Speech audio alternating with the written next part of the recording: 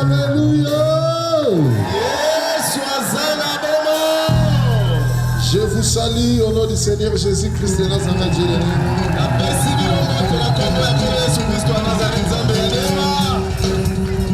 Yo mama pesa moninga loboko lelo mokolo na yo mama. Pesa bato misato loboko loba lelo eza mokolo bikamwa na yo. Lelo eza mokolo miracle na yo.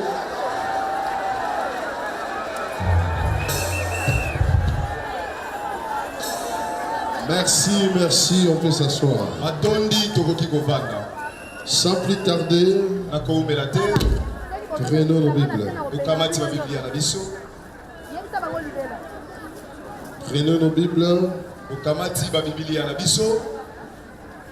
Nous ouvrons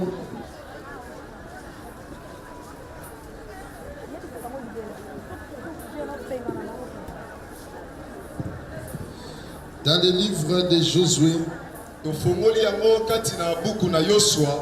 chapitre 15, versets 18 à 19.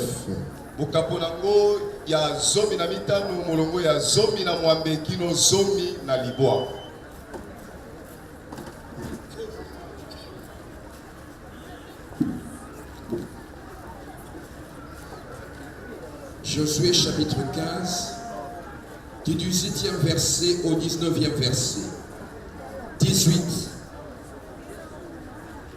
Lorsqu'elle fut entrée chez Othniel, elle le sollicita de demander à son père un camp. Elle descendit de dessus son âne et Caleb lui dit: qu'as-tu?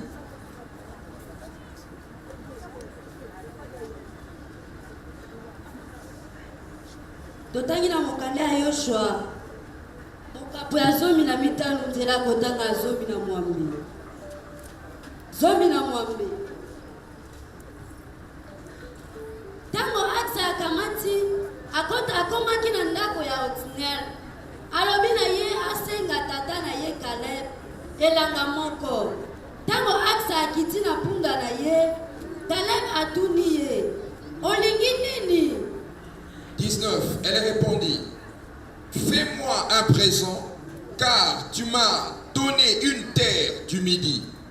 Donne-moi aussi des sources d'eau. Et il lui donna les sources supérieures et les sources inférieures. Zomina libwa ye azongisi mabele oyo pesinga na epai ya se ezanga mai. Soki olingi pesa ngai pe bisika ebi. Bongo Caleb apesi ye bisika mai ebimaka oyo ezali epai ya likolo pe na epai ya se.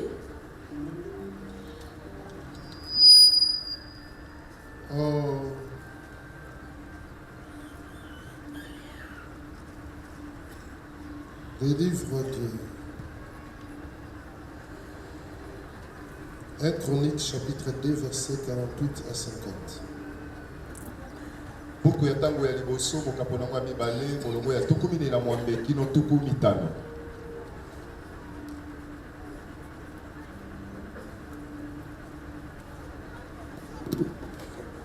Premier Chronique, chapitre 2, du 48e au 50e verset. 48. Maaka, concubine de Caleb, enfanta Sheber et Tirshana. Mokanda liboso basangoleka mokapo mibale zela kotanga 14 na motoba. 14 motoba. Caleb azalaki na mwasi mosusu. Caleb azalaki na mwasi mosusu ya makangu kombo na ye Maaka. Oyo abotelaki ye Sheber na Tirana. 49. Elle enfanta encore Shaph, père de Madmana, et Sheva, père de Macbena et père de Gibéa.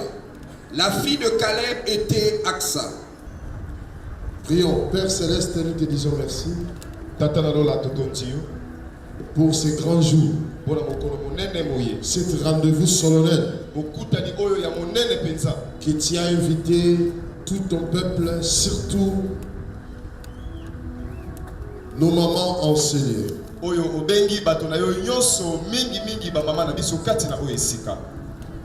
Que ton esprit mouve et parle enseigné.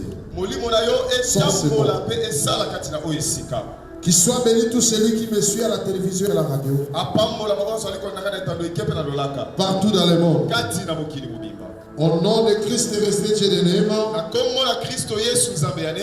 j'ai ainsi prié. Tolobi Balamisa, Amen. Amen. Amen. Amen. Mettez la colonne, ma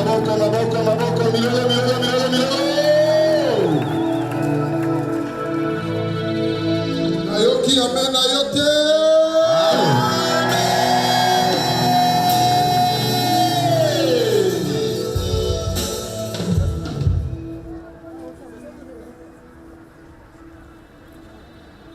Lisez-moi Ecclésiaste chapitre 9, verset 4.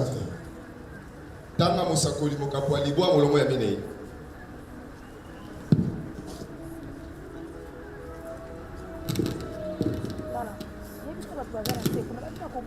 Ecclésiaste chapitre 9, le 4e verset. Pour tous ceux qui vivent, il y a de l'espérance. Et même un chien vivant vaut mieux qu'un lion mort. Zokande, bobele moto oyo aza na bomoi, nde akoki kotia elikia, baloba kaboye. Mbwa oyo aza na bomoi, aleki kutu, tambo oyo asili kokufa. Amen, amen. Je croyais que je voulais entendre les cris des femmes vivantes enseignées.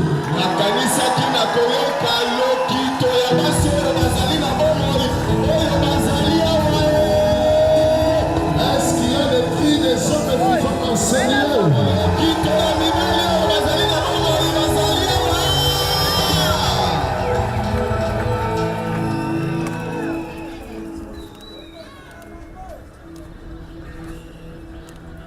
Tout ce que le diable avait provoqué dans ta vie pendant tout le temps passé, je te dis, il avait fait une erreur. Nyonso oyo zabolo aluka na bomoi na yo uta batango eleka nayebisi yo abungaki nzela.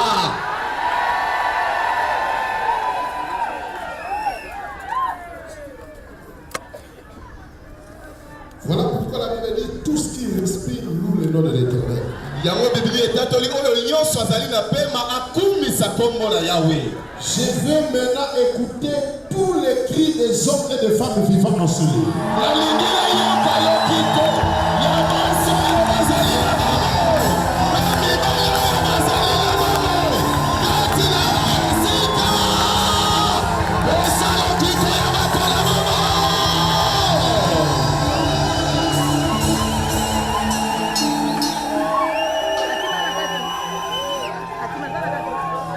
Si tu as déjà Christ et Jésus, Dieu de Néma dans ta vie,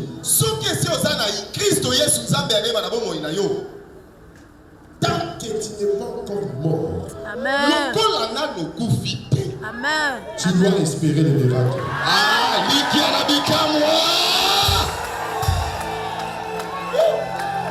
Je croyais que je voulais écouter la voix d'une femme qui espère le miracle.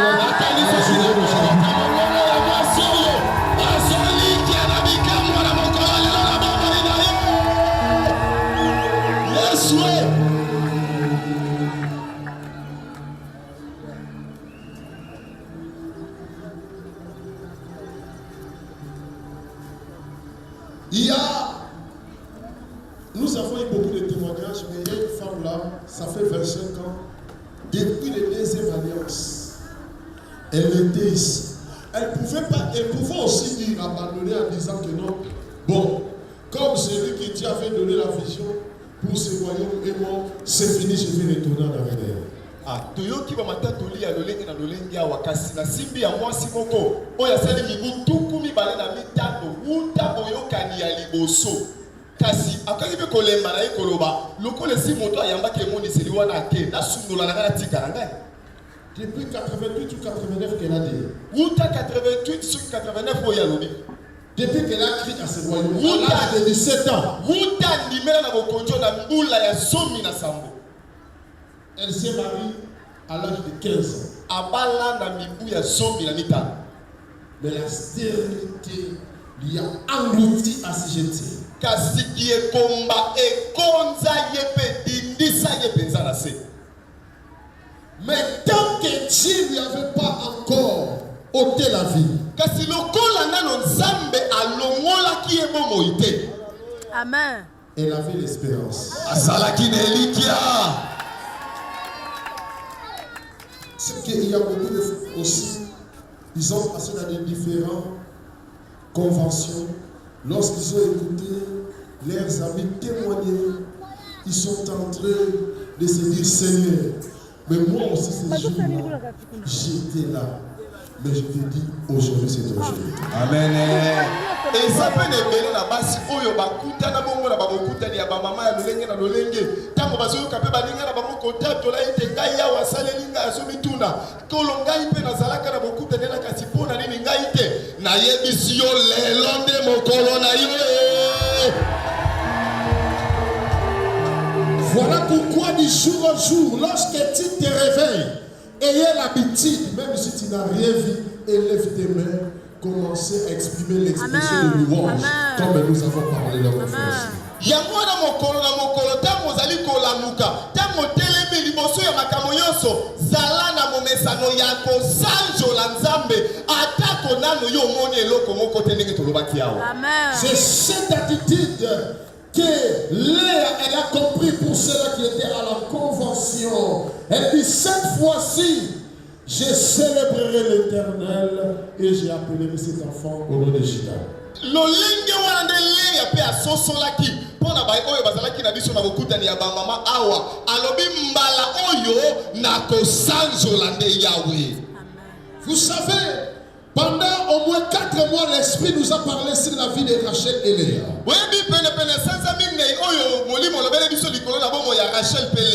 Vous savez, l'héritage est incarné à travers un enfant. L'héritage est incarné à travers un enfant. Vous savez, Abraham, dans Genèse 15, il dit à Dieu, si ma récompense sera grande, si réellement tu es ma bouclier, je m'en vais sans enfant. Ebandeli mokapazomi na mitano abala ya mazoyebisa nzambe soki ya solo penza libula na ngai ekozala monene ete yo nde ozali nguba na ngai tala ngai oyo nazokende naza na mwana te. Alors je préfère que Eliezer soit mon héritier. Vous savez, le moment qui témoignait, vous pouvez sentir la joie et en même temps le douleur de leur cœur.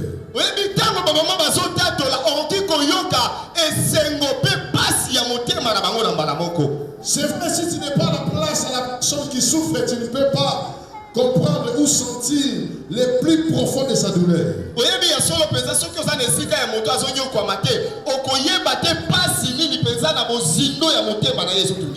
Or, Dieu, il nous a déjà y accédé dans son royaume, selon Colossiens 1:12, et il nous a fait hériter tout ce que ses enfants ont droit dans son royaume. Ya solo penza zambe si akonti simiso na kati na bokonzi na ye kolandisa na buku na bakolose mokapo liboso molongo azome na mibale pe simiso libula moko elongo na bana na ye. Parce que la Bible déclare dans le livre de Hébreux, tant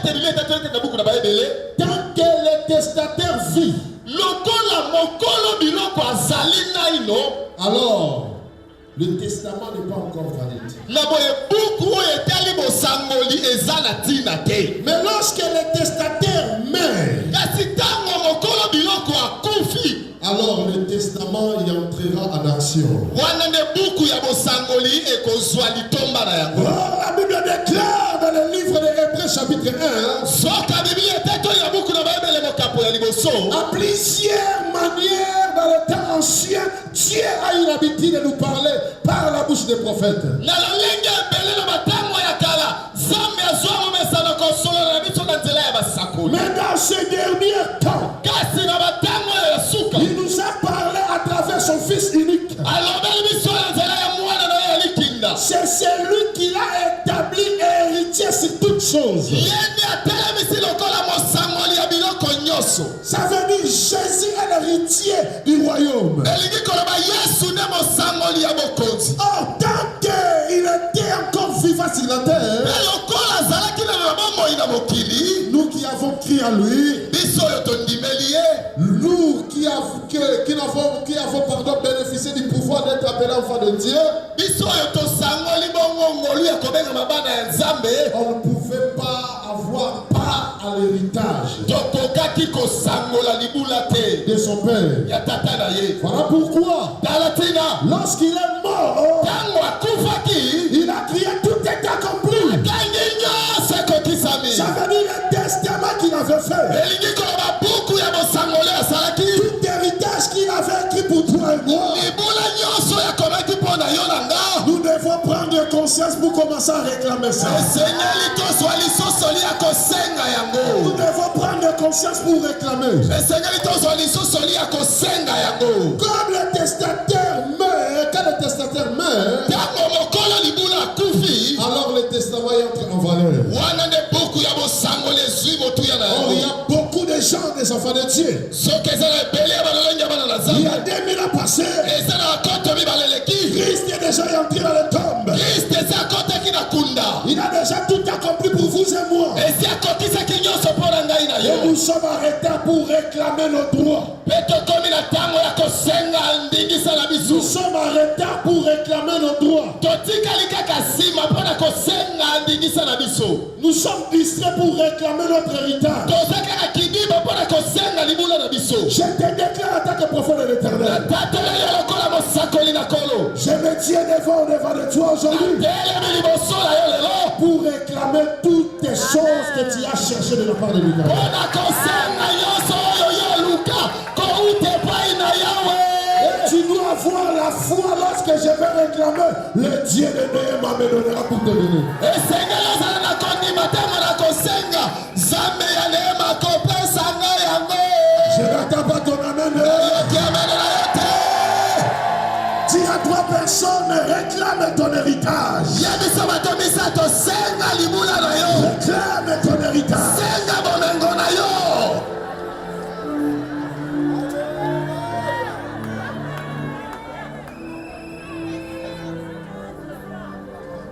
Écoutez, yoka un héritage n'est pas réservé aux hommes morts, mais aux hommes vivants. Amen. libula ezalaka te mpo na bato esi bakufa kasi mpo na bato na bomoi. Amen. Vous savez, Léa, oyebi leya elle a compris comme nous avons parlé dans le livre de Genèse chapitre 29, verset 35. asosolaki ndenge tolobelaki yango na buku na ebandeli bokaba tukuma na libwa molongo ya tuku misato na mitano. Le premier enfant, mwana liboso elle a dit, azwa elle dit, comme j'ai jamais eu l'amour envers mon mari, cet enfant me donnera l'amour. alobi lokola natikala nano kozwa bolingo epa mobali na ngai te mbala oyo mobali na ngai akolinga ngai. Ribet est venu dans le monde. ribe abotami na mokili. Le deuxième enfant, mwana ya mibale il dit, comme je n'ai pas eu l'amour au premier enfant, peut-être cette fois-ci encore. alobi lokola na mwana liboso balingaki ngai te ntango mosusu na mbala oyo nde Mais elle n'a pas eu cet amour. kasi azwaki kaka bolingo. Elle a eu encore le troisième enfant. aboti lisusu mwana ya misato. Elle dit, cette fois-ci, alobi mbala oyo mon mari s'attachera à moi. mobali na ngai akokangama na ngai Mais elle n'a pas eu ce qu'elle cherchait. kasi azwaki kaka oyo azoluka te. Lorsque le quatrième enfant est arrivé, ntango kaka mwana minei ya ye la femme dit, mwasi oyo alobi cette fois-ci, mbala oyo j'oublie l'amour que je suis en train de chercher. en moi. nabosani bolingo nyonso nazalaki koluka. J'oublie l'attachement que je cherche chaque jour, mais je n'ai pas cet attachement. Mais je comprends que je dois célébrer l'éternel. Amen. Amen. Aujourd'hui, tu dois sortir avec l'esprit de la célébration dans ton Amen. cœur.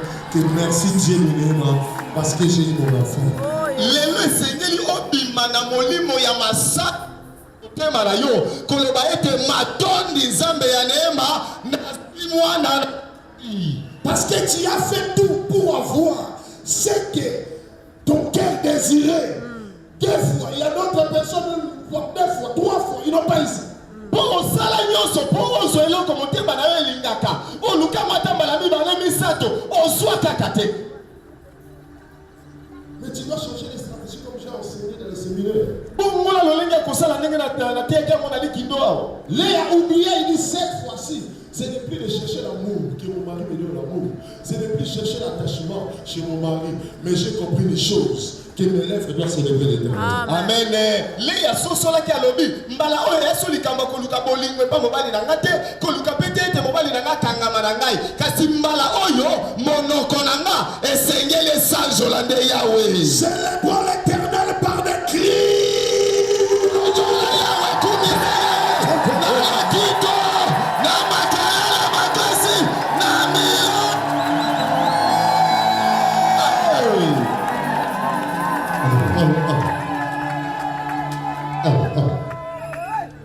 Amen. Amen.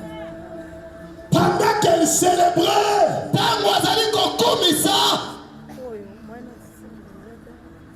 sa petite sœur, elle qui a bénéficié de l'amour. À part l'amour, elle a bénéficié d'une grande beauté. La jalousie est entrée.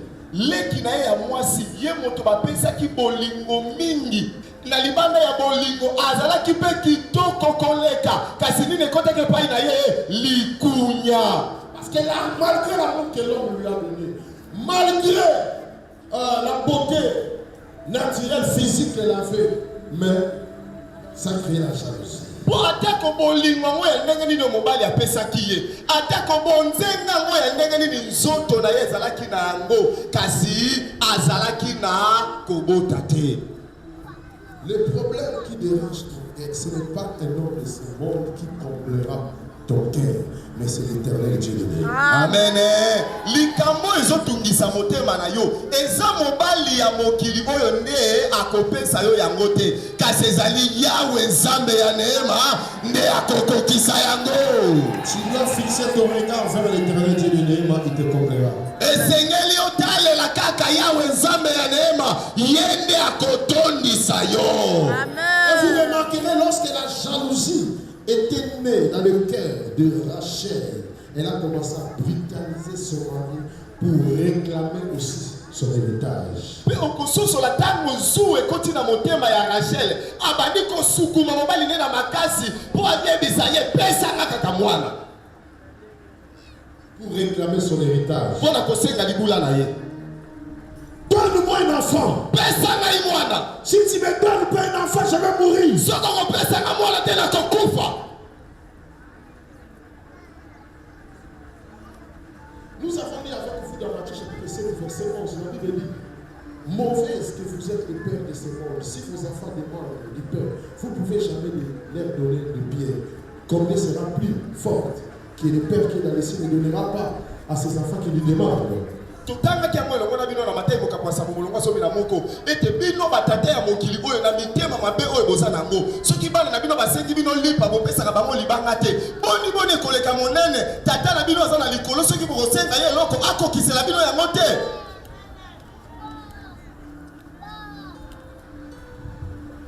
Demander, ce n'est pas mauvais, mais avec quelle attitude que tu es en train de demander à Dieu. kosenga eza nango mabe te kasi na ezaleli ya lolenge nini ozosenga epai na nzambe. Quelle est la motivation pour demander à Dieu? makasi nini ezotinda yo senga epai ya nzambe. Parce que tu envies peut-être l'autre personne, la jalousie entre, tu commences à déranger à Dieu, donne-moi. Ce genre de demande, Dieu ne peut jamais te donner. apo oluli moninga likunya ekoteli yo mpona oyo aza nango nde balisi kosenga epai ya nzambe balolenge ya kosenga wana nzambe apesaka yango te. Donne-moi un foi. Si tu ne me donnes pas, je vais mourir. La Bible dit la colère de Jacob s'enflamma. Est-ce que je suis devenu un Dieu pour te donner l'enfant?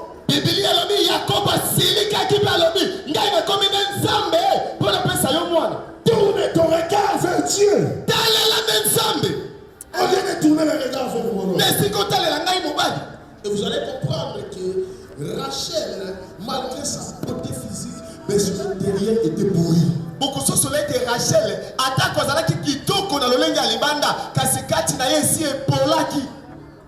alors, il ne connaissait pas Dieu. Il n'avait pas la révélation de Dieu de Jacob.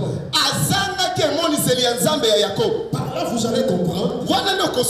Le jour où Jacob s'est décidé de quitter chez son beau-père pour retourner dans sa patrie. Et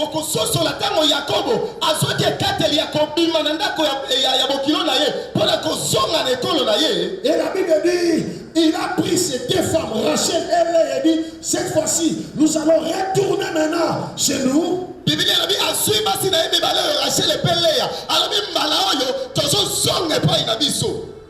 la Bible déclare, après quelques temps, quelques journées, il voit un homme qui est en train d'y arriver, le père de Rachel, et Léa est en train de poursuivre Jacob.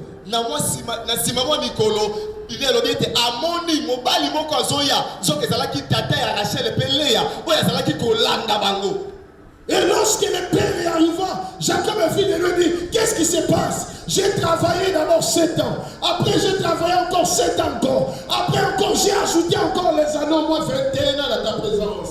Qu'est-ce que je te dois encore?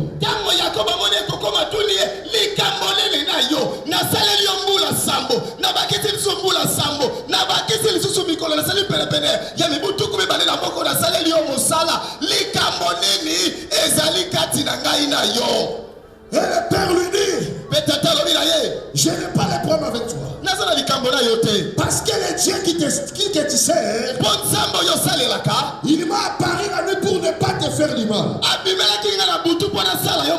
Mais si je te poursuis, parce que tu as ma dette, il y a quelque chose qui va partir.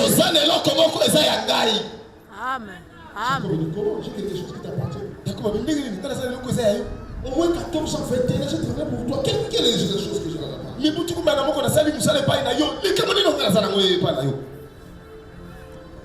le père de Rachel a dit que tu es parti avec mes dieux.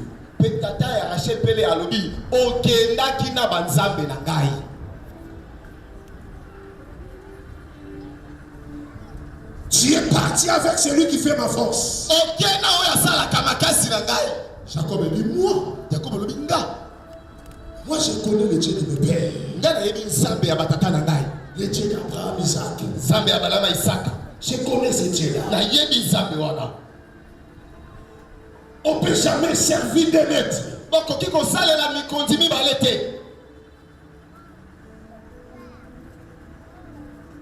Le père dit, j'ai besoin de restitue-moi mes dieux.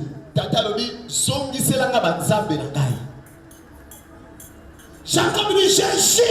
je n'ai pas parti avec tes dieux.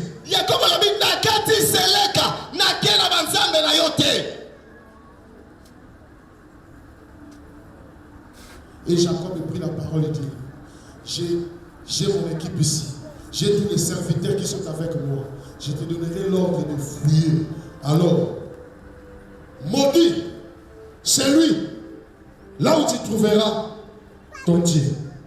Jacob alobi nazana etonga nanga mobimba awa pe basali nanga nyonso basali na pesi yo mitindo luka na kati moto nyonso oyo yokozwa banzambe na we pai na ye moto wana alakela na mabe. Parce que j'ai mon âme et conscience que je suis sorti rien que avec ce que Dieu m'a donné par rapport à mon travail que j'ai fait, mais je n'ai pas de Dieu. Pona molimo nanga pe na bososoli nanga na yebiete na bimie pai na yo kaka na oyo ngai na longaki sima ya mosala oyo ngai na salaki pai na yo. Et ils ont commencé à fouiller tous les serviteurs.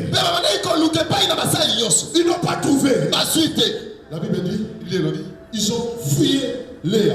Ils Ils n'ont pas trouvé. n'ont Lorsqu'on a fouillé Rachel, pas on a trouvé les dieux. Des dieux idoles.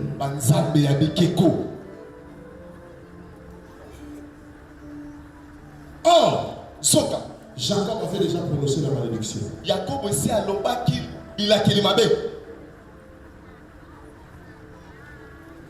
Tu dois connaître les dieux de Léa. Amen. Amen. La Bible dit tu n'auras pas d'autre Dieu devant ma face. Un pied au Dieu vivant, une autre pied, je ne sais pas où est-ce que tu es en train de chercher encore.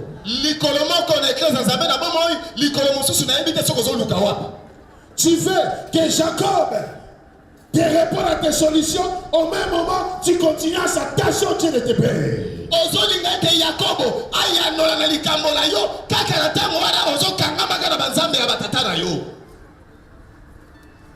Les dieux de vos coutumes. Oh, ça, ce sont nos coutumes, on ne peut pas abandonner ça. C'est nos ancêtres, ça. C'est la protection de nos familles. Avec ces royaumes, ça ne tiendra pas.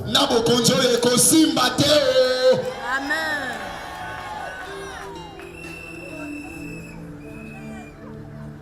Soit tu dois rester avec un ou perdre l'autre.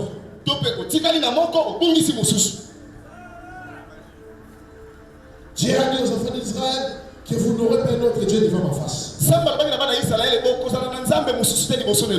C'était une malédiction d'avoir un autre Dieu à part le Dieu d'Israël.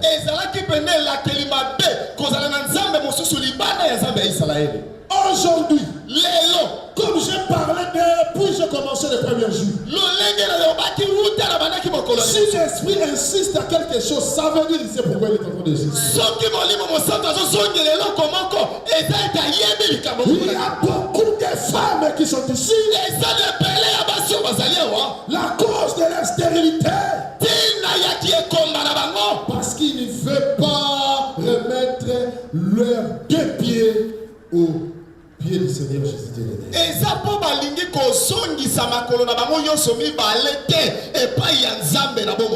il est ici aujourd'hui, mais hier il était quelque part, on lui a dirigé avec de l'eau, je ne sais pas quoi. Pour chercher l'enfant. Parce que pour lui, Dieu n'a été poussant pour me donner l'enfant. On lui a fait boire, je ne sais pas quoi. On lui a donné des amulettes. Et là aussi, il est là pour déranger encore le Dieu de Néma. Tant que tu ne confesseras pas, tant que cette malédiction-là ne sera pas ôtée dans ta vie, je te dis, tu es en train de faire un travail réel. Amen.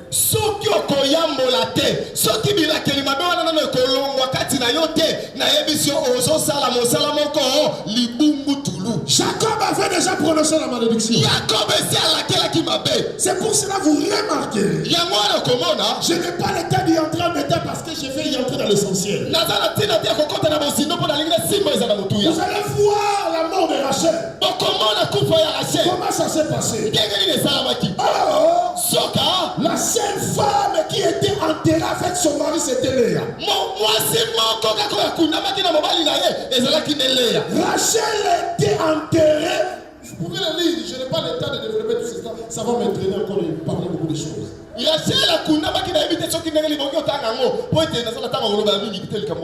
été enterrée, puis Jacob est passé. Et ils ont continué. Mais Léa, elle a été enterrée avec Jacob. Amen. Amen. Amen. La Bible dit qu'il faut bien la fin d'une chose que son commencement. Au commencement, elle a cherché l'amour. Elle n'a pas trouvé l'amour. Au commencement, elle a cherché l'attachement. Elle n'a pas trouvé l'attachement. Mais au dernier jour de sa vie, elle a été attachée avec son mari. Oh, je croyais qu'il y a Léa ici. Je croyais qu'il y a la femme qui a la révélation de Léa. Je ne sais pas s'il y a la femme qui a la révélation de la puissance de Dieu de Néma.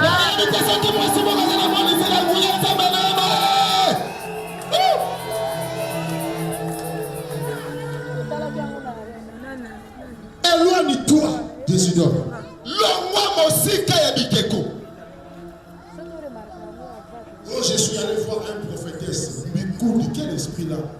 Il a réussi. C'est les esprits de village qu'il est en train de l'animer. Vous l'avez renommé prophétesse. On a quelqu'un qui na musakoli mongo ya mwasi zoka ndozo ke lokuta na mbikudi molimo nino ya yamba molimo ya bokoko ya mboka na bango wana mbikudi penza. Pourquoi les gens aiment toujours les gens qui leur parlent des choses? Pourquoi Dieu? Pour la nini bato balingaka bato bazo yebisaka bango ba makambo. Nous avons un Dieu puissant avec nous. Tout ça na nzambe ya nguya. Un Dieu miracle avec nous. Nzambe ya bikamwe longo na biso. Amen. Amen. Tu dois croire à sa puissance. Ndimela nguya na ye. Avant de continuer, ce sont ces femmes-là que je dois demander pardon à Dieu pour eux. Toutes les femmes qui ont consulté des nanakis, des marabouts, pour chercher soit l'enfant, soit l'amour dans le mariage, soit l'attachement de leur mari, ou soit vous êtes allé consulter une personne qu'on appelle prophétesse, mais en réalité ce n'est pas la prophétesse de Dieu. Tu te connais, tu es là. Mets-toi de quoi approche ici, je vais demander pardon à Dieu avant de continuer le message. Liboso bato wana nazo bondela na pona pona bango liboso na koba na sango. Mutu nyonso mwasi nyonso oyo yebiki okendaki kokutana na nganga kisi moko tokendaki kokutana na mo oyo bazobengaka soki mosakoli ya mwasi nzoka ne mbikudi pona koluka koyeba soki okobota apesa yo mwana tope oluka okangama na mobali na yo tope oluka bolingwe pa ya mobali na yo batu ya lolenge wana nde telema pusa na liboso awa moto na Nzambe abondela pona yo. Avant de continuer ce message, je veux que ton âme, ta vie soit libérée. Tu viens ici devant. Merci. Approchez.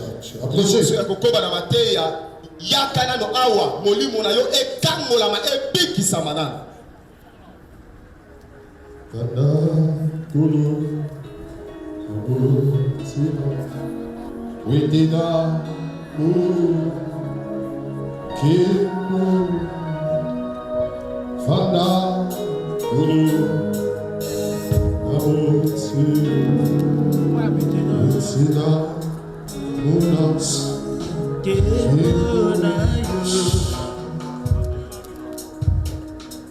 même toi qui es là-bas au cadeau, approche-toi.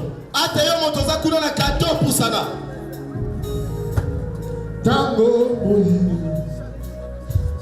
Abelébi Kodimana Itagati Tango Moïse Abelébi Kodimana Itagati Onaye Dikolo Yokobate Kati na Yesu Namu Mama, Nayo 83 au continent église, on a 83 Nayo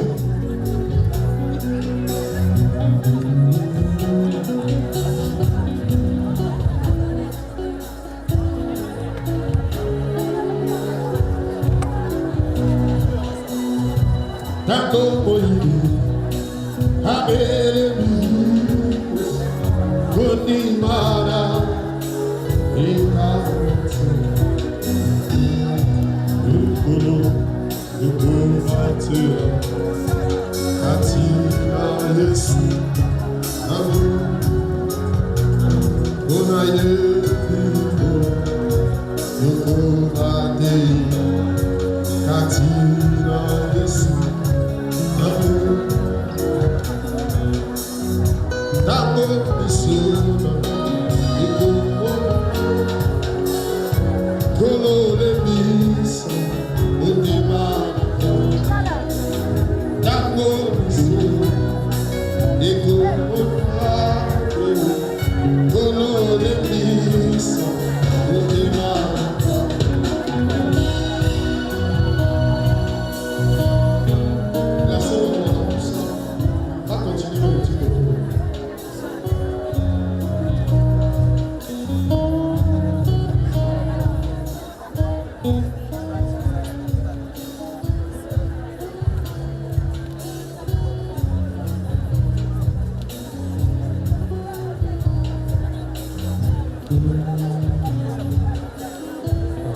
Amène-moi l'eau et l'huile. L'eau et l'huile. Maï peut ma foutre dans le bango. Mais si on va passer mon cocoï, au tien maï na kati la huile. Salamba.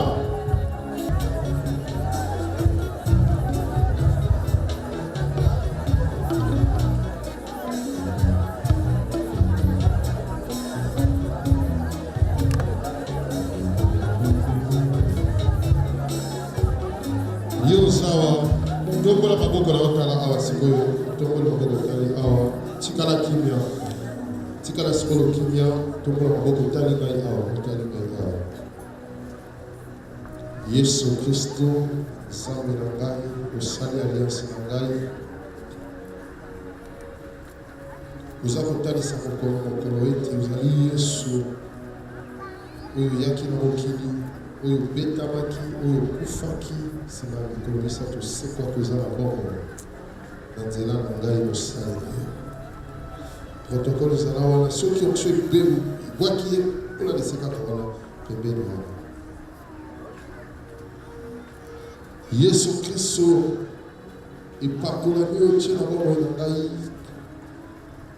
ezali mpona kokweyisa nguya nyonso ya banzambe ya bikeko na se ya matambe, mpona kososolisa mokili ete eza na nzambe moko oyo akelaki lola mabele mpe biloko nyonso. Nzambe asalaki na bana ya baisaka ya Yakobo obongwani toza na bongo na nzela basali na yo ya kala mpe ngai mosali na yo. Yesu obongolaki mai ekomaki vino, obongolaki vino ekomaki makila na yo. Mai oyo esangani na mafuta. Kolo ezala mai oyo ebimaki na mopanzi na yo mpe makila ebimaki na mopanzi na yo. Eyeba kolongola botutu nyonso na banzela oyo bakotaki. Ezala banzela ya banganga, ezala banzela ya bamama bikodi ya lokuta mpona koluka protection na libala, mpona koluka garantie epai mibali na bango, mpona koluka bana. Yes! Nzambe na ngoya ata botutu yango ezalaki ya modele nini oyo esalaki ete emema solo ya bawei ya bakufa na bomoi na bango, sika ete sika mai oyo ekosimba banzoto na bango elongo kola bablovozika marayaba bayeba kobenefisie na mapamboli ekopesa mokolo lelo. Maroba baba yakaroba baba kondorobiri yakorobirubira baba yenderebe korama mama brokoshikiri yandurube baba koto maraba koroma mama shikara oyo nyonso ekotaki na banzoto na bango, milimo ya bakunda, milimo ya batachi wata oyo banganga bakotisaki elongwa koroba broshe karama marama ya toko yanduruba karama shekarama rotoko korome shika mabrokoba basoko manambuya Yesu ya makila na yo yukorobo shakarama ramabru yandaraba yandurubera kuruma shika babruku ramabruku shika ramabakarama rakosocho yandurube aroshikara babruku sakarama yundurubera ka marunikaraba rundurubera rondoroba karama.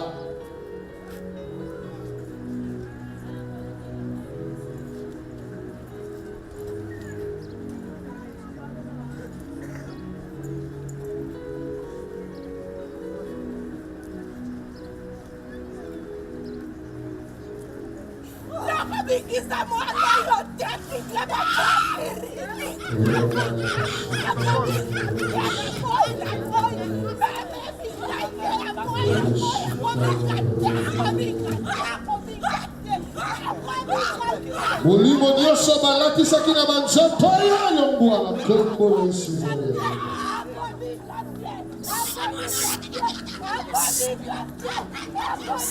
Atima. Mana saboy. Ruba. Yo satano za motena lokuta. Lelo mokona lobiko na ye kende bima.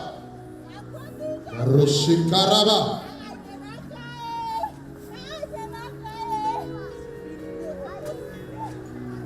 Lumo wala doso na ngana soma.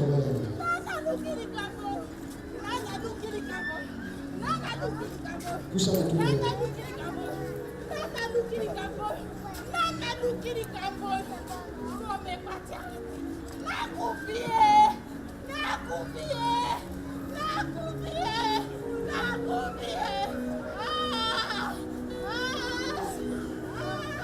Mabrode karama. Mabuba.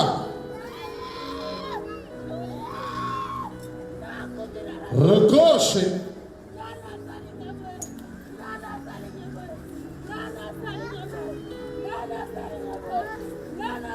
Kurabeshikara. Merci Yesu. Zambe na Mungu. Zambe ya neema. Kuna kukambola bana na yo na nzira molimi oyo bakotaki. Kokoloba cette fois amen. Amen. De ba awa basali awa. 3 4 5 6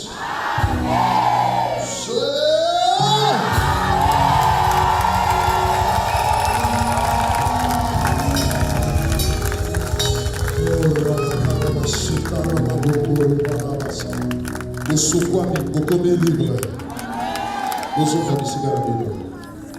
Tobete le kolo maboko. Tobete suzele siko bete la kolo maboko. Mamano suzele siko bete la kolo maboko. Maboko so bete la mokonzi ya mwana yo moto no suzele wa.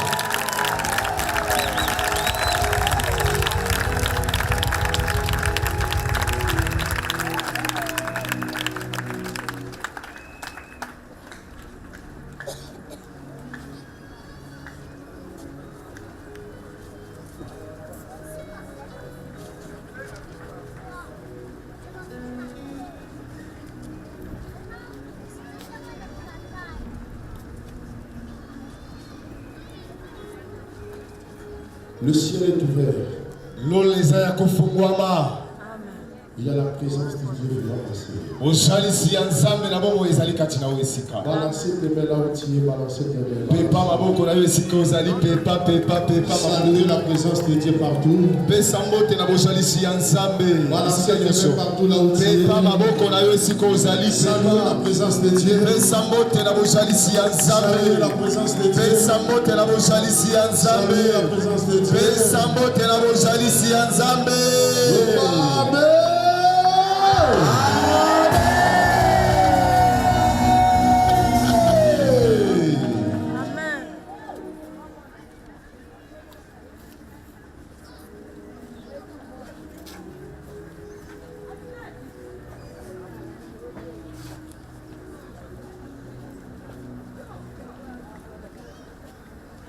La Bible déclare dans le livre de 1 Chronique chapitre 2 verset 48 que nous avons lu.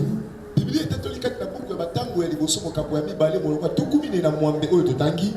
Caleb lit encore des enfants avec sa concubine. Caleb abotaki lisusu bana na batango na ye. Et on parlait de différents fils ou des enfants mâles qu'il a eu avec sa concubine. Batangaki bongo bakombo ya bana wana nyonso ya mibali to pe bana oyo abotaki na likango na ye. Mais on soulignait pour dire Il avait une seule fille, son nom était Aksa. Répétez 3 fois. Aksa. Aksa, Aksa, Aksa. Encore 3 fois fort. Aksa, Aksa, Aksa. Oh, Caleb qui fait dire chien. So que Caleb est kolobamboa. Oh, nous avons lu dans l'Ecclésiaste, la Bible dit, vaut mieux un chien vivant qu'un lion mort. Ah, so que tu as mokana musakoli ya Biblia lobi ete malamu mbwa oyo azali na bomoi na esika ya kosi oyo akufa. Amen. Quel que soit le nom que le monde peut t'attribuer. Ezala kombo nini oyo mokili kozi kopesa yo. Mais tant que tu vis, tu crois au Dieu de Néma, tu dois espérer un miracle dans ta vie. Je n'entends pas, tu dois espérer le miracle dans ta vie. Tu dois espérer le miracle dans ta vie. Amen. Amen. Moïse, Dieu lui a donné la vision de la terre promise. Moïse dit, ça fait au moins plus de 4 siècles que nos pères Abraham, Isaac, Jacob, ils vivaient dans ces pays-là. Nous, les enfants, nous n'avons pas la connaissance de ces pays. Mose alobi ainsi l'équipe qui pene pene minei oyo bakoko na biso Abraham Isaka pe Yakobo bazalaki kovanda na ekolo wana kasi biso bana na bango toyebi ata mokili yango te. Alors je dois envoyer 12 personnes pour y aller expertiser, espionner la ville. Comment est la ville? Comment est les gens qui habitent dans cette ville? Et c'est que na tinda bato somi na mibale bakele kononga koyeba engumba ngo ezandenge nini bato nilo bavanda kana kati engumba wana. On les retourne les 10 personnes formant leur camp pour dire là-bas il n'y a que des géants. Nous là, nous sommes comparables aux sauterelles aux yeux de ces gens. Bato somi basangani na kati ya bato batinda ki baye balobi kuna na mboko to uti bakolo mboka wana baza bingambe bato minene biso toza lokola ba mabanki liboso na bango to ata na tina moko te. Nous sommes comme des insectes, on ne pourra pas prendre possession de cette ville. Toza lokola ba nyama ya mike to akozwa mboka wana te. Mais la Bible dit, kasi Biblia lobi Josué et Caleb, Joshua et Caleb il éleva la voix. Ils ont réprimandé tous ces groupes de disent pourquoi découragez-vous le peuple? Parce que Moïse avait déjà déchiré les habits. Moïse disait avant de lapider ici. Parce qu'il a révolté et entré dans le camp des enfants d'Israël. Moïse il nous a fait sortir en Égypte pour nous faire y entrer là on va nous écraser comme des sauterelles. Caleb et Josué prit la parole. Il dit le même Dieu qui nous a fait traverser la mer. C'est le même Dieu qui nous donnera ce pays-là. Nous ne sommes pas petits au devant d'eux. Mais nous sommes grands parce que nous avons un grand Dieu. Je croyais qu'il y a une femme qui croit qu'il a un grand Dieu ici.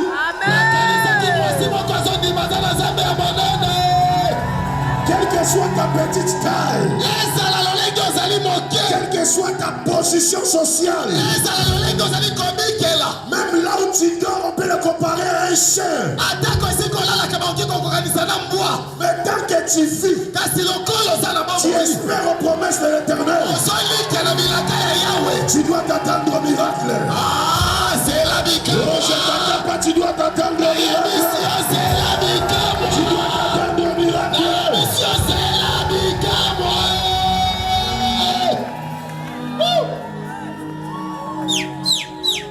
10 personnes. Ils ont formé une force comme un lion. Mais j'étais des hommes morts spirituellement. Amen. Amen. Ne regardez pas les apparences. Ne regardez pas leur nombre kotala pe motango na bango te qui te fait trembler. po ezolengisaka yo. Oh, beaucoup de ennemis. Bangula ebele Autant de sorciers dans ma famille. bandoki boye na libota na Tu ngai les regardes comme des lions. ozotala bango lokola Oh, bakosi ils sont déjà morts. sokandesi bakufa. Amen. Amen. Josué qui était comparable à un chien.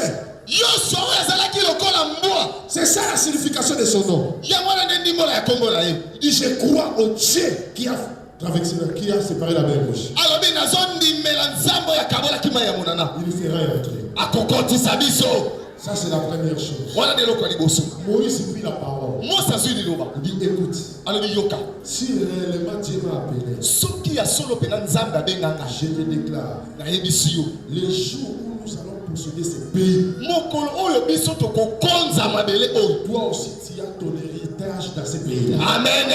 Yo mpe oza na bomengo na yo na kati ya mabele yango.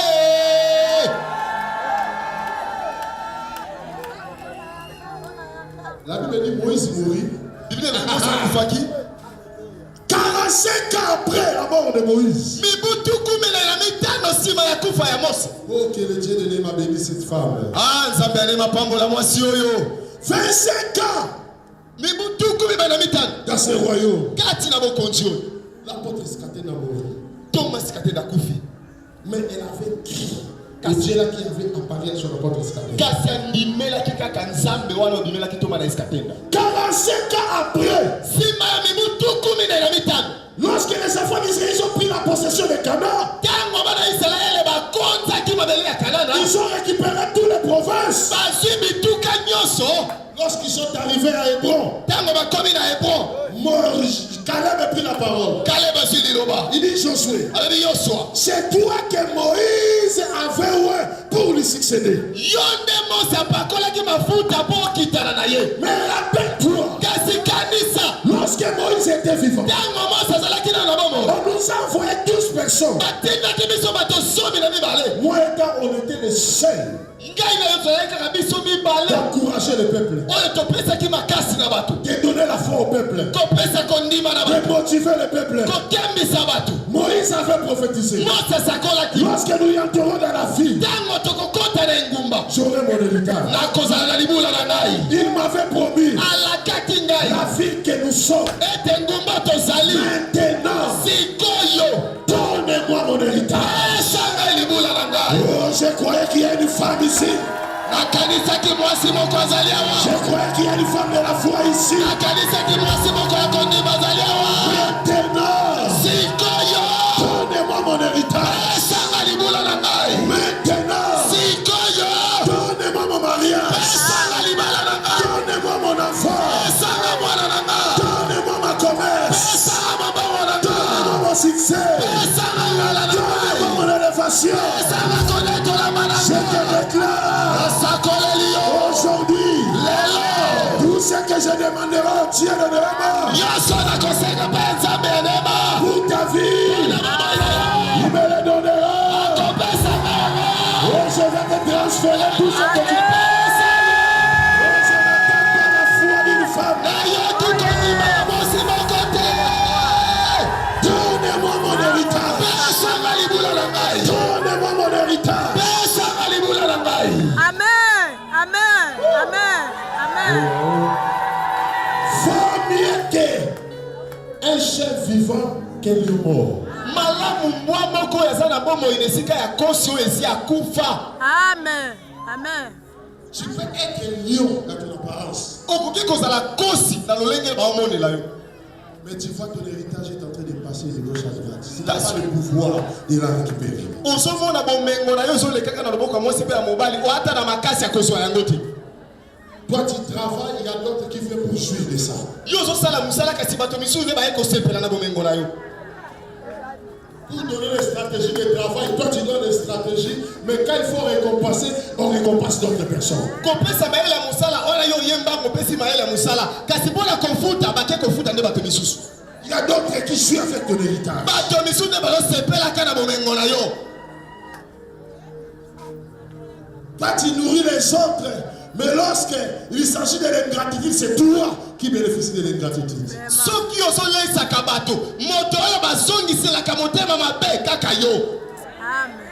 On oublie même tout ce que tu as fait. Babosani ata nyonso oyo osalaki. Mais aujourd'hui, Kasi tu lelo, dois réclamer quelque chose. okosenga lokomoko. Tu dois réclamer. Okosenga. Tu dois réclamer ton héritage. Okosenga libula na yo na makasi. Okosenga libula na yo na makasi. Amen. Amen. Ayoki amen ayote.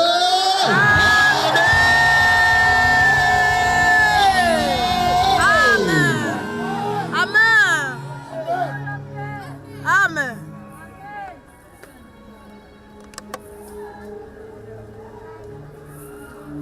Or, Zoka, Caleb, il a eu beaucoup de garçons, azalaki na bana mibali ebele. mais une seule fille. Kaka mwana mwasi moko. La fille qu'elle avait, Aksa, Mwana ya mwasi oyo azalaki na ye Aksa. le nom de cette fille, Kombo ya mwana mwasi comme wana. j'ai expliqué le premier jour, Lolenge na limonaki mokolo liboso. qui voulait dire tout simplement Oyo elingaki koloba kaka. l'anneau attaché aux jambes Minyololo bakanga na makolo. ou attaché aux chevilles. To pe bakanga na mabolongo na ye. Son père, lui-même, un chef. Tata na ye nano ye moko mbwa. Et elle, Ye pe.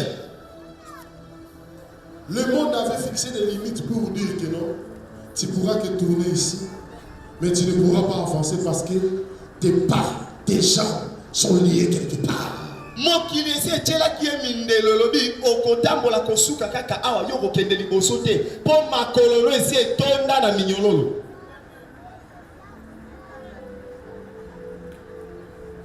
Elle faisait que tourner en rond dans la maison de son père. Azobaluka kaka esika moko na ndako ya tata na ye.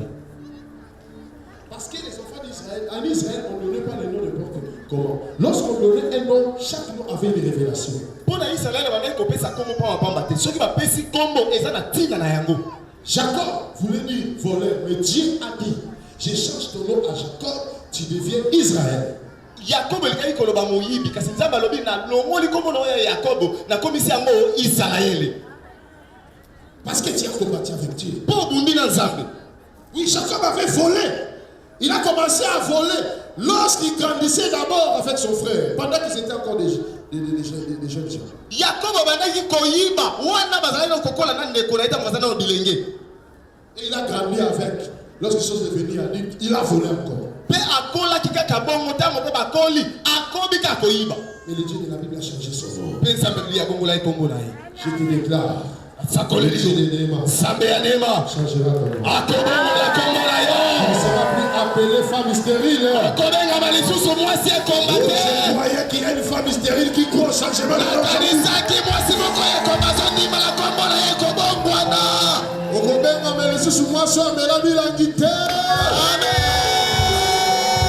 Toi qui avais le masque de vieillesse, aujourd'hui ton nom va changer. Yoyo elongi na esi ekomaki mobange lelo kombo na ye ezobongwana ye. Tu ne vas plus courir derrière le mariage, mais c'est le mariage qui sera derrière toi. Okokima lisusu kokende koluka libala te kasi libala nde kopakata mbangu kolanda yo. Pesanga ibomengo nanga. Mariage, Seigneur. Oh yes. Amen.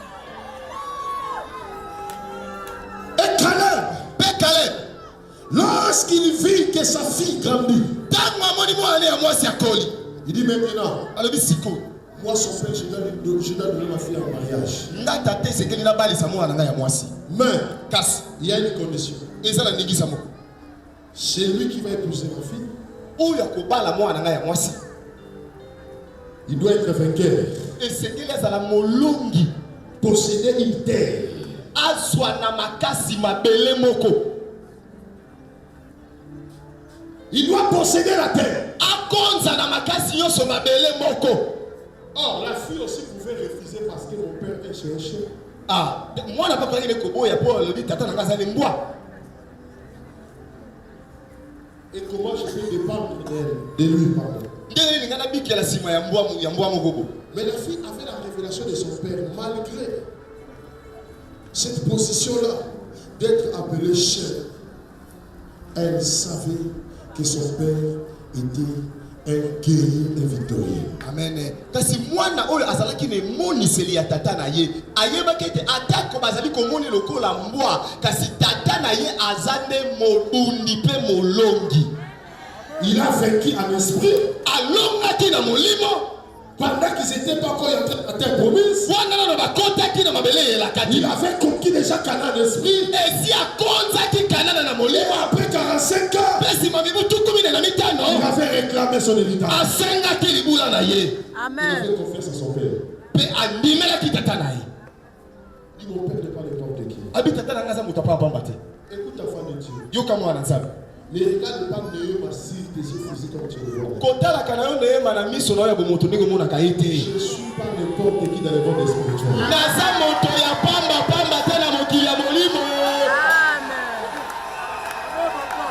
Je te dis que je ne suis pas n'importe qui. Amen.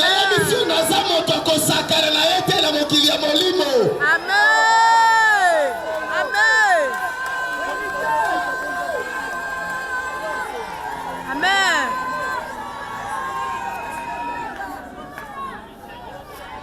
Tu peux me voir comme un petit chien. Mais dans le monde spirituel, des victoires que Dieu est en train de me donner, c'est incroyable.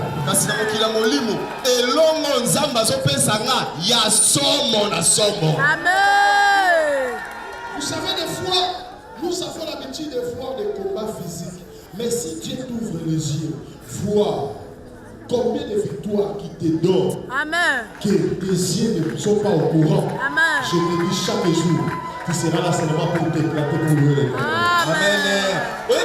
miso na biso emesana na bango ka komonaka elonga oyo ezomonaka na miso kasi soki nzamba fongolo miso ya molimo omona lolenge nini alongisaka yo mokolo na mokili ya molimo wana monoko na yo ekozalaka nga ntango nyonso kokumisaka ye kosanjolaka ye kobinelaka ye. Amen. Caleb a vaincu d'abord dans le monde spirituel. Il dit, nous enterrons dans cette terre. Caleb alonga kina na mokili ya molimo alobi tokokonza mabele oyo. Tous les géants là que vous voyez, nous allons les écraser. Bingambe yo soana bozomona tokonyata nyata bango. Et après 45 ans, pesi mami butuku mina bitano. Il a touché les choses qu'il avait vécues dans le monde spirituel. Asimbaki nyoso oyo ya longa kina mokili ya molimo. Nous croyons à un Dieu qui appelle les choses qui n'existent pas.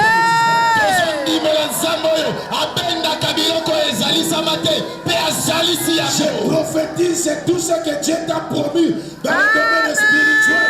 Maintenant, je les ramène que tu les touches dans ton physique.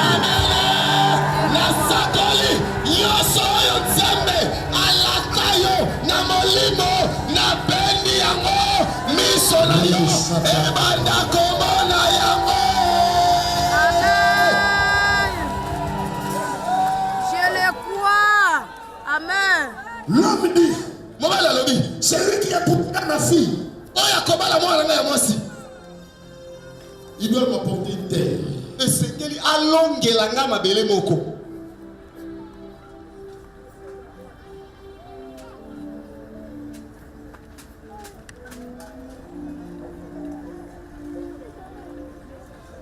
Chaque personne qui est ici à la terre de sa vie. Amen.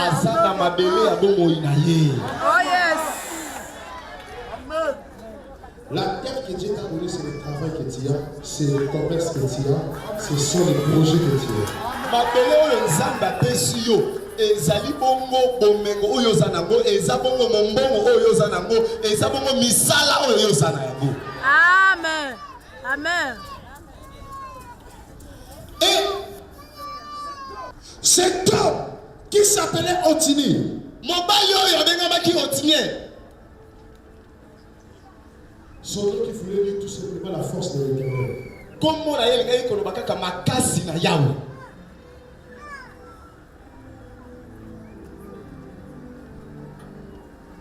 Quels que soient les anneaux qui te lient dans les pieds, lorsque tu rencontres la force de l'Éternel, rien ne pouvoir résister, ça va être Amen. difficile. ata kominyololo nini ekanga makolo na yo soki ke kokutani na makasi ya yawe eloko moko ekokoka kotelema te. Je te déclare, Dieu a placé dans ma vie sa puissance. nayebisi yo nzambe atie nguya na ye na bomoi na ngai ye. Tous les anneaux, les chaînes qui ont lié vos pieds, qui vous ont limité, sera brisé aujourd'hui. bakanga mpe baminyololo nyonso oyo ekanga makolo na bino bambula na bambula ekobuka na lelo.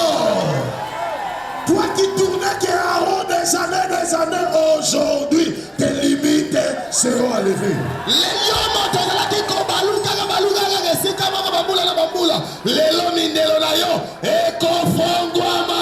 Toi qui croissais tes prophéties, laisse que les chaînes tombent dans tes pieds. yoyo ndinganisakoli oyo niyololo ekweya na makolo na yo. Laisse que les chaînes tombent dans tes affaires. yololo ekweya na misala na yo. Laisse que les chaînes tombent dans la vie de ton mari. niyololo ekweya na mama mobali na yo. Aucune puissance de vos villages ne pourra te retenir. kuya mokote ya mboka na bino okokanga yo. Il n'y a personne qui pourra retenir tes pieds, tes marches. moto moko te kokoka kokanga makolo na yo. Car la Bible dit, te bibili elobi dans Josué chapitre 1, na nyonso mokapo ya liboso tout foulera la plante de tes pieds. Je te le dis. bisika nyonso matame ya makolo na ye koyata na pesi oyo yango. Je te déclare pour la possession sur sa terre, pour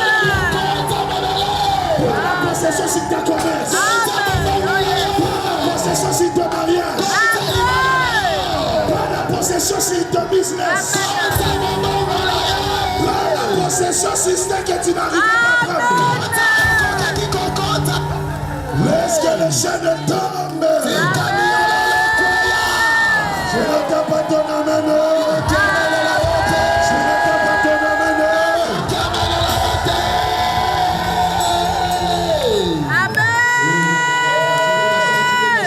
okoki kovanda okoki kovanda. Amen.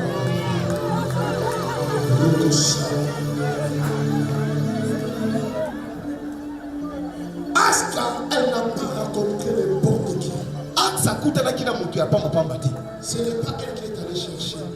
Mais la Bible dit, je connais les projets que j'ai formés pour vous. C'est Dieu qui connaît les projets qu'il a formés pour toi. akendaki na ye koluka te kasi bibili elobi ete nayebi mabongisi nini oyo nasala mpo na yo. nzambe nde ayebi mabongisi oyo asala mpo na bomoi na yo. Laissez Dieu lui-même faire les choses pour toi. tika nzambe ye moko aponela yo. On aime chercher ça chez les Kangakisi, chez ceci, chez cela. Non, ça, ce sont des mensonges. nesika oluka mama banganga kisi epai ya moto songolo te nyonso wana lokuta. Amen. Amen. On Amen. reçoit pas un Kangakisi et puis on voit qui est malade, il est malade. Amen, alléluia, amen, alléluia. C'est ça les œuvres du diable. wana nde mosala ya zabolo.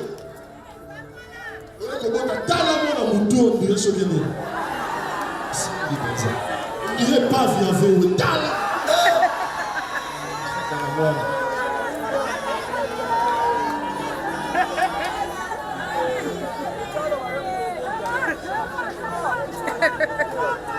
Parce que le diable ne peut pas donner les bonnes choses. mpo nzambe anapesaka eloko ya kitoko te. Jamais. ata moke te. Amen. Il te trompera comme il t'a donné, mais en réalité, ce qu'il t'a donné te fera souffrir. akokosa yo lokola apesi yo nzokande oyo apesi yo wana eza kaka mpo enyokola yo. Tu te rends compte que tu ne jouis pas même de ce que tu as dans ta main. omona ozosepela kutu ata te na oyo oza nango na maboko.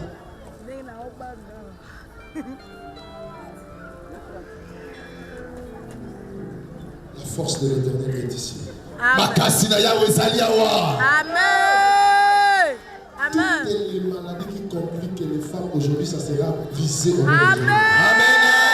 babokono nyonso etungisaka basi lelo ekobuka na na kombo ya nzambe ya neba. Parce qu'il y a la force de l'éternel ici. po makasi na yawe ezali Il y a la awa. force de l'éternel ici.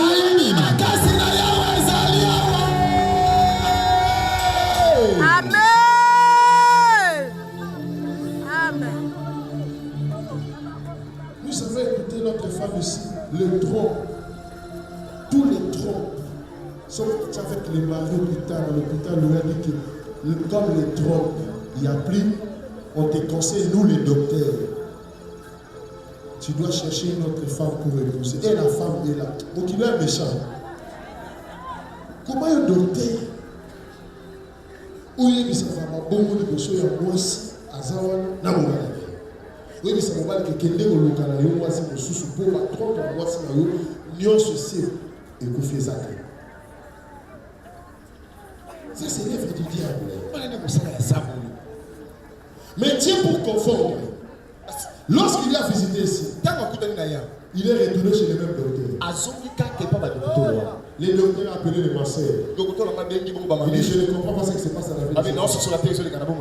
Les mêmes gens qui ont vu ta souffrance, ce sont les mêmes gens qui vont. Amen.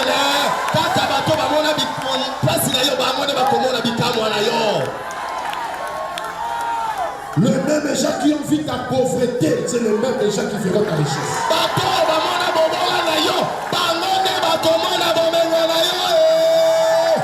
Les mêmes gens qui ont vu ton chômage, c'est les mêmes gens qui vont voir les fonctions. Comment mon Dieu te donnera les fonctions. Cette année, avant que vous arriviez à faire de l'année. Amen.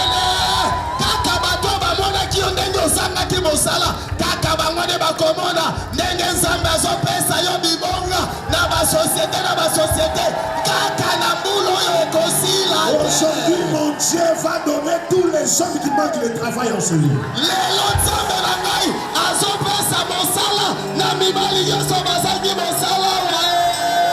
Aujourd'hui, mon Dieu va répandre de nouveaux fonctions dans la vie des gens.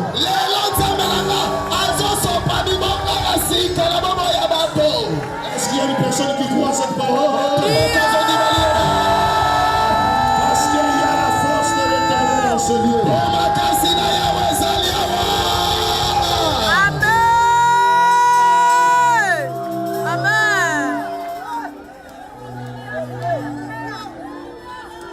Elle a raconté la force de l'Éternel.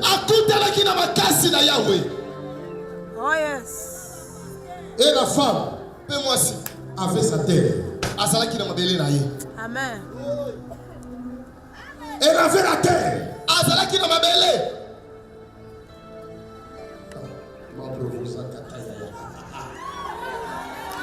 Écoute maintenant. Et la Bible dit, lorsque elle se marie avec cet homme, elle a eu la terre. Son mari lui dit, écoutez, c'est ton père qui cherchait celui qui va récupérer la terre. Maintenant, j'ai récupéré la terre. La terre est en toi. Mais, le problème dans cette terre, la terre est sec.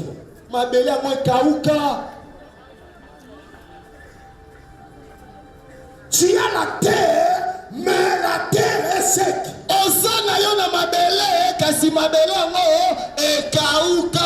Amen. Le problème de la terre, là, tu as déjà passé, tu as déjà ta terre. Le problème du travail, tu as déjà le travail. Mais le problème est que ce travail-là ne donne rien, est sec.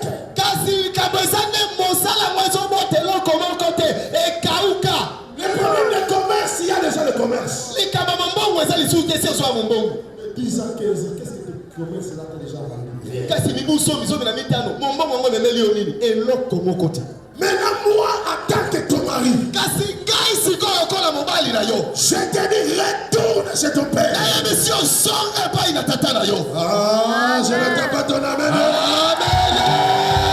Je n'entends pas ton amen. Je n'entends pas ton amen.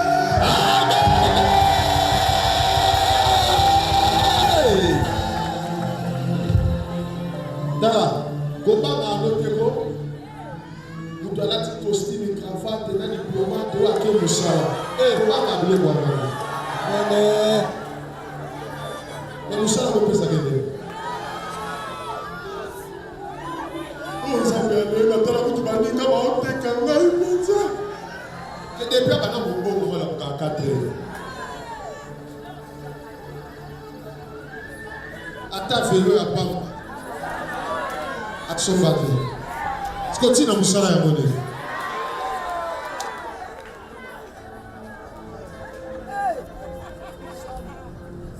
Je prophétise dans ta vie. Sakoli na bomo ina yo. Mon Dieu va arroser ta terre aujourd'hui.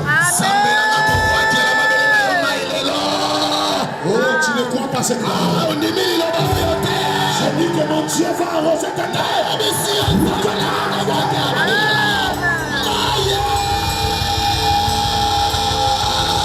Amen. Amen. Yes. Otini dit à sa fille. Retourne chez ton père. Demande-lui des sources d'eau. Des sources d'eau. Amen. Amen. Retourne chez ton père. Demande-lui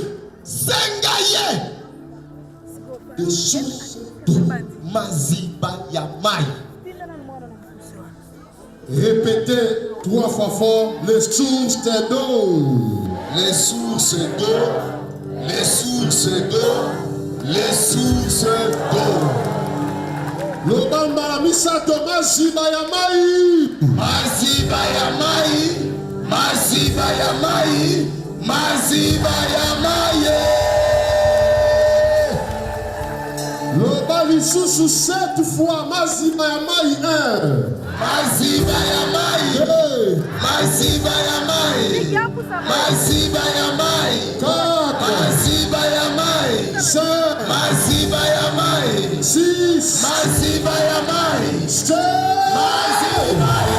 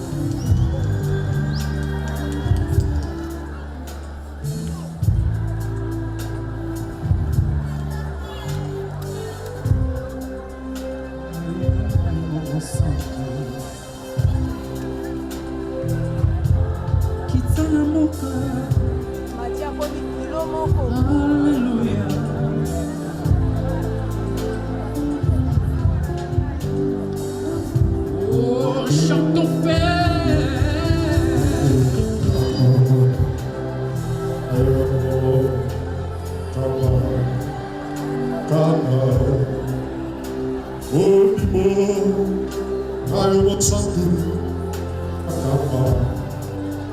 Kanga. Na kaka.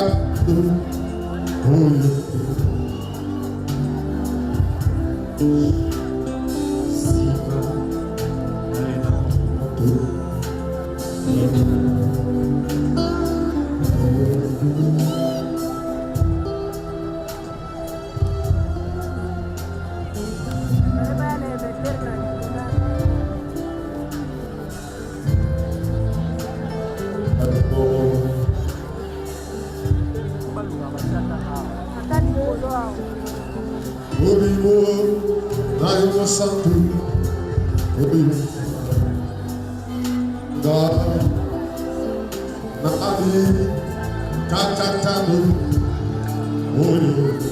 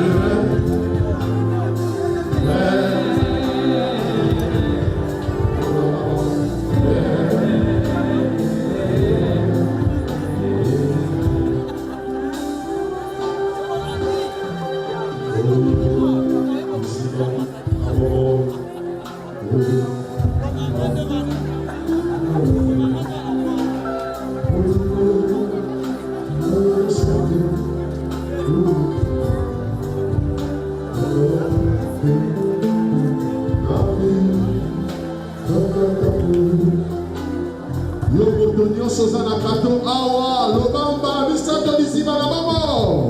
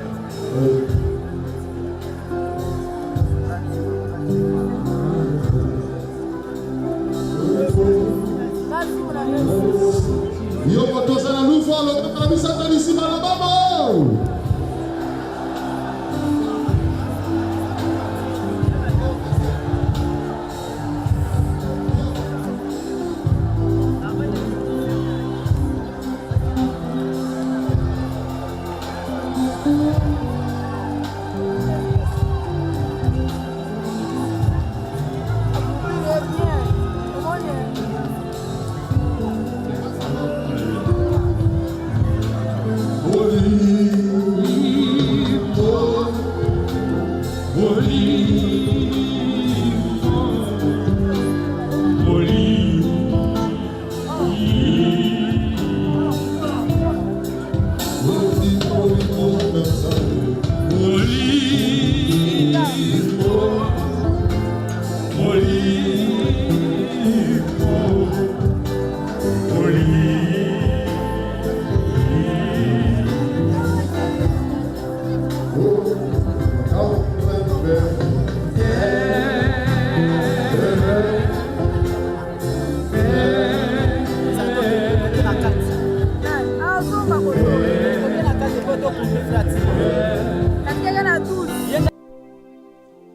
savez, lorsque Jésus voulait entrer dans sa gloire, Tango Yesu alingaka kota na kembo na ye. il dit avant que j'entre à Alobi, Jérusalem, liboso na kota na Yerusalem, allez me chercher une âne. bokende kolukela ngai mwana ya punda. Qu'aucune personne n'est jamais monté. Oyo moto ata moko te tika komatela yango. Quand vous trouverez le propriétaire, dites que le maître en a besoin. Tango bokomona mokolo na yango boyebisa ye mokonzi aza nango bosenga.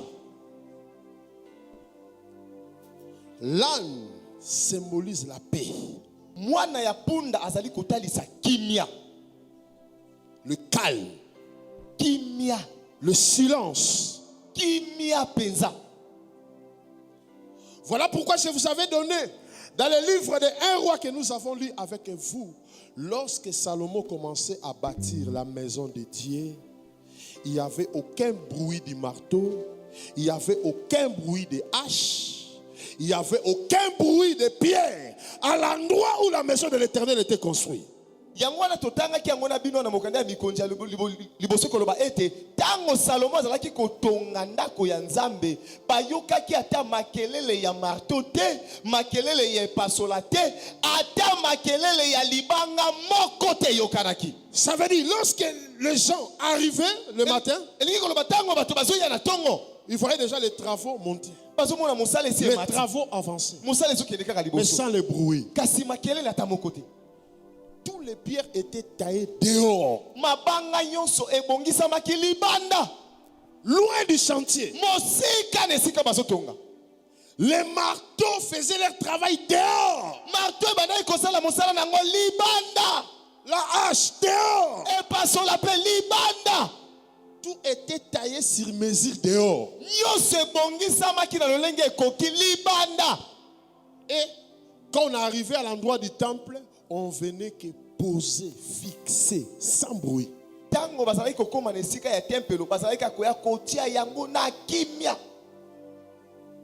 C'est comme ça que Dieu, s'il veut accomplir un travail miracle dans ta vie, il le fera dans le calme et dans le silence. Bongo nde pe soki Nzambe alingi asala mosala moko ya bikamwa na bomoi na yo akosala yango na kimia. Tu te poses la question, à quel moment que je t'ai guéri? Okomituna mutuna nabikaki ngonga nini? Qui est allé intercéder pour mon dossier? Nani akendaki kobondela mpo na dossier na ngai? C'est dans le calme que notre Dieu agit. Eza na kati ya kimia nde Nzambe na biso asalaka. Toi, tu penseras qu'il n'y a rien qui est en train de se passer. Or, il y a déjà un édifice qui est en train d'être construit en toi. Amen. Yo kukanisa eloko moko te ezosalama nsoka nde ndako mobimba ezotongama kati na yo. Un édifice, pas une maison, un édifice. Ndako moko ya monene nde ezotongama kati na yo.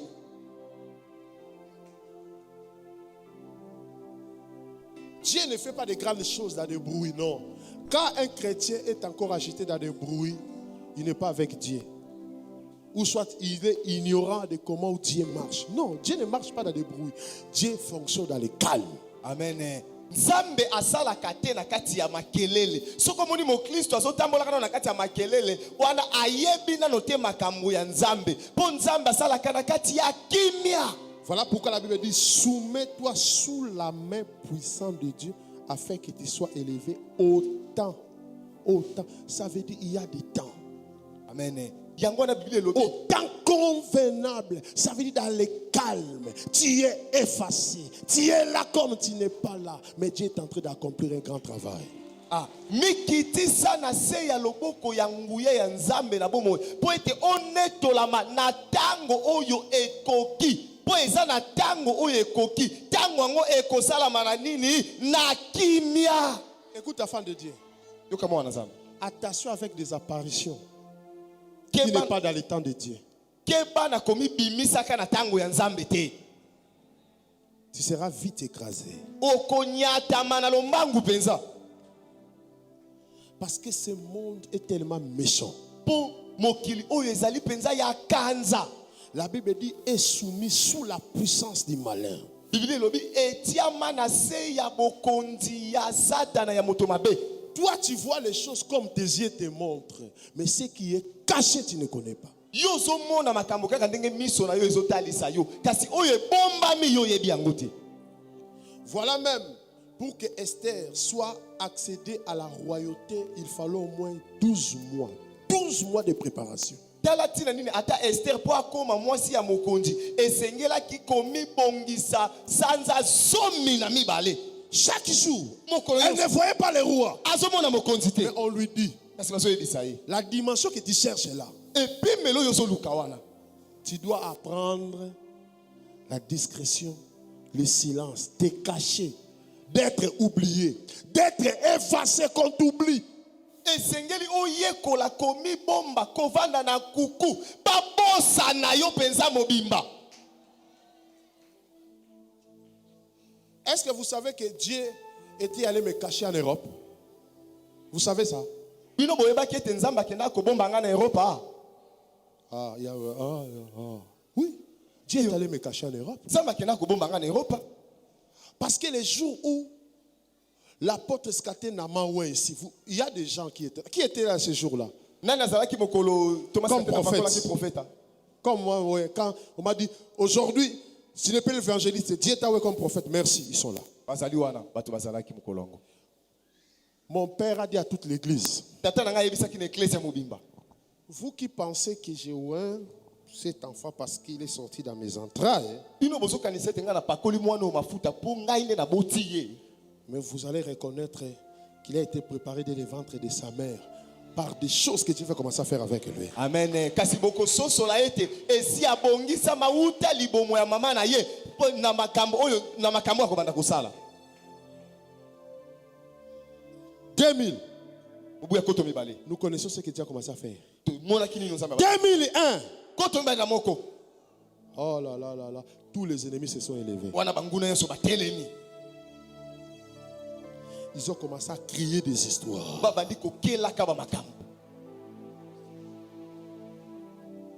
Dieu dit, je dois les déplacer, aller les cacher là-bas. Lisez-moi Apocalypse 12. La Bible dit, lorsque les dragons cherchaient la femme qui avait l'enfant, alors la femme fut portée par le zèle de l'aigle pour y aller, être cachée dans le désert.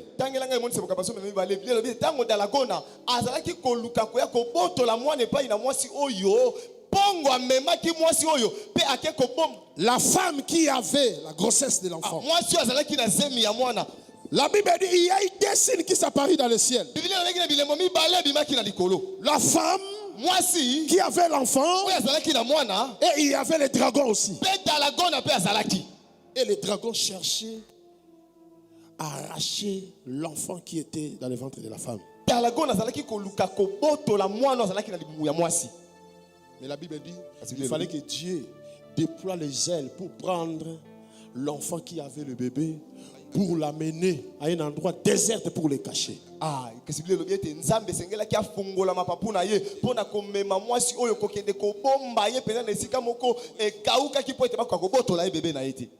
Si tu n'aimes pas le silence dans ta vie, tu seras écrasé avant toi.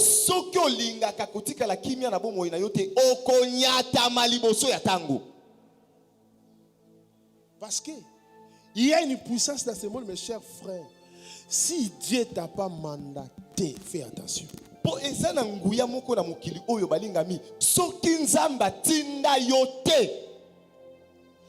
tu sens la haine qui est suscitée, mais le diable cherche les plus faibles qui sont à côté de toi, changer leur cœur, sans même leur volonté, parce qu'ils sont impuissants.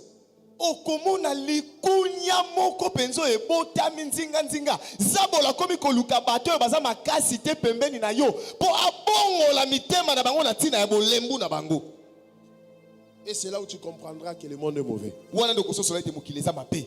Alors si tu n'as pas Dieu, à ce moment-là tu seras écrasé. Wana nde okonyatama. Apocalypse combien? 5. Combien? 12, 5. Lisez. 12 ou 5 à combien? À 6. Apocalypse chapitre 12, du 4e verset au 5e. 4. Sa queue entraînait le tiers des On t'a étoiles. dit 5, toi tu commences 4. 5 à 6. C'est à partir de 4b. Le dragon se tint devant la femme qui allait enfanter et afin de dévorer son enfant lorsqu'elle aurait enfanté. Continuez. Elle enfanta un fils qui doit paître toutes les nations avec une verge de fer. Et son enfant fit enlever vers Dieu, vers son trône. Et la femme s'enfuit dans le désert où elle avait un lieu préparé par Dieu afin qu'il y fût nourri pendant 1260 jours. Commencez directement à lire. Minei. Mwasi alingi kobota, po alingi kobota mwana mobali. Bongo elima alandi mwasi po na alia mwana na ye. Yende moto akozwa bokonzi ya bikolo nyonso. Akobota mwana mobali pe Nzambe akotia pembeni na ye po azwa kiti ya bokonzi. Botoba. Sokande mwasi akimi ne sobe kuna Nzambe abongiseli esika bakoleisa ye mbula misato na ndambu. Écoutez. Yoka. Si le diable cherche à te tuer, te détruire, Azoluka bebisa yo. c'est par rapport au don que Dieu a mis en toi. Eza pona likabo oyo Nzambe tie na kati na yo. Parce que le dragon savait que cet enfant-là pètera beaucoup de personnes. Po dalago na yeba ki ete mwana wana akoleisa ebele ya bato. Il savait que l'enfant-là a un trône. Ayeba ki ete mwana wana za na ngwende ya bokonzi. Je dois attaquer sa maman. Esengeli na bundisa mama na ye. Le diable sait que la potentialité que l'Éternel a cachée en toi bénira beaucoup de gens. Beaucoup de gens profiteront, alors il te cherchera de vivre voix.